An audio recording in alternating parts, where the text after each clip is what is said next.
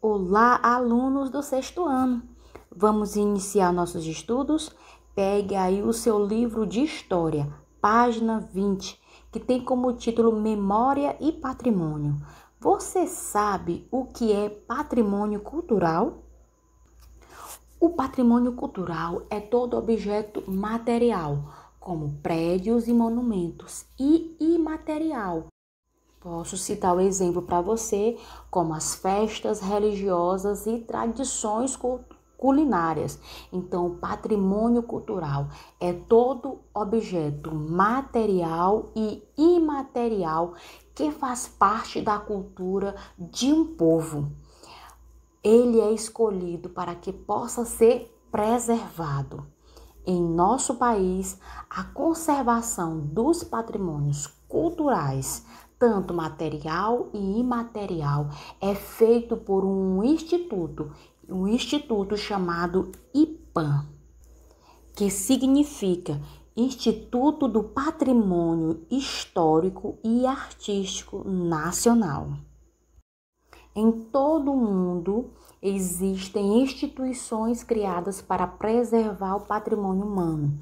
No Brasil, você já sabe que é o IPAM, Instituto do Patrimônio Histórico e Artístico Nacional. No mundo, temos a Unesco, é uma sigla em inglês da Organização das Nações Unidas para a Educação, a Ciência e a Cultura. É um organismo internacional que atua para defender a herança natural, histórica e cultural dos povos.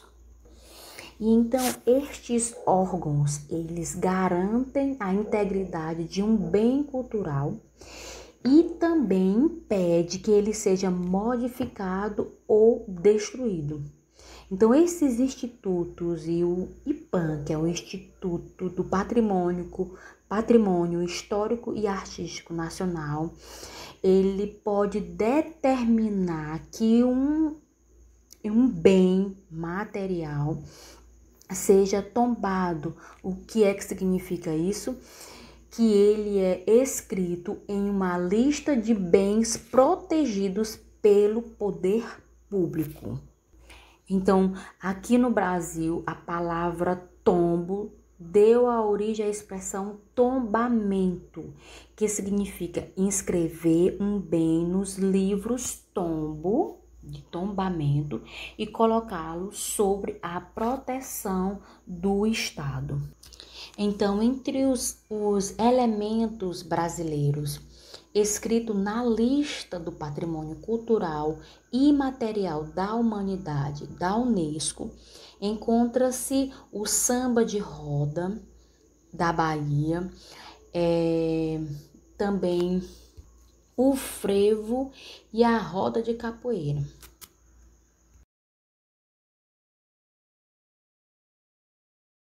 Para você entender ainda mais esse conceito de patrimônio cultural, a nossa Constituição Federal de 1988, em seu artigo 216, ele ampliou o conceito de patrimônio, que antes era estabelecido por um decreto-lei, o número era 25. A Constituição, então, ela substituiu a nomeação patrimônio histórico e artístico por patrimônio cultural brasileiro. Essa alteração incorporou um conceito de referência cultural e a definição dos bens passíveis de reconhecimento, sobretudo os de caráter imaterial. No artigo 216 da Constituição, conceitua patrimônio cultural como sendo os bens de natureza material e imaterial, tomados individualmente ou em conjunto, portadores de referência à identidade, à ação, à memória dos diferentes grupos formadores da sociedade brasileira. Nessa redefinição feita pela Constituição, estão as formas de expressão, os modos de criar, fazer e viver, as criações científicas, artísticas e tecnológicas. as obras, objetos, documentos, identificações e demais espaços destinados às manifestações artístico-culturais, os conjuntos urbanos e sítios de valor histórico, paisagístico, artístico, arqueológico, paleontológico, ecológico e científico.